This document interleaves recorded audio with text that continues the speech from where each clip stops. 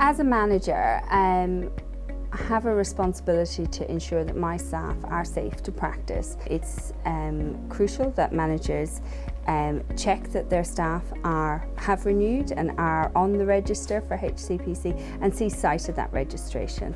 I need to ensure that my team and myself adhere to standards of proficiency to ensure that we are capable to do the job we need to do, and that we're adhering to our code of conduct and ethics and are professionally sound in our practice.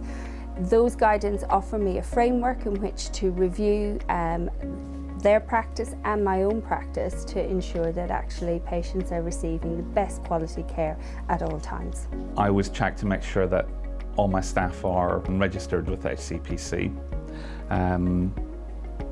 But also, I think one of my roles is to make sure that staff can stay compliant with their roles and responsibilities. Ensuring that staff are proficient to practice can be achieved through a variety of different things, but obviously supervision, observational work on the ward, feedback is really important. All of those things contribute to making a stronger working healthcare professional. But it's also important to learn from when things have maybe not been successful. Things don't always go to plan all the time, and it is important to actually know what to do when things don't go as expected. I think sometimes you need to be able to know when to step in and deal with things locally. You need to know when to give staff members additional support when required. And this is backed up with what the HCPC do as well. And I find it very reassuring to have these standards so that I can reflect those onto my members of staff to make sure that we're doing as much as we possibly can to make the whole process of patients coming into that clinic as safe as possible. We still need to have that level of openness.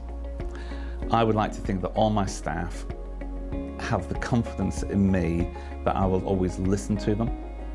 I will always try and understand where they're coming from, and I will always try and support them. I think it's important as managers to keep a regular eye on the HCPC website, which outlines outcomes of hearings and events and investigations, and to consider the change in climate, the shift in practice.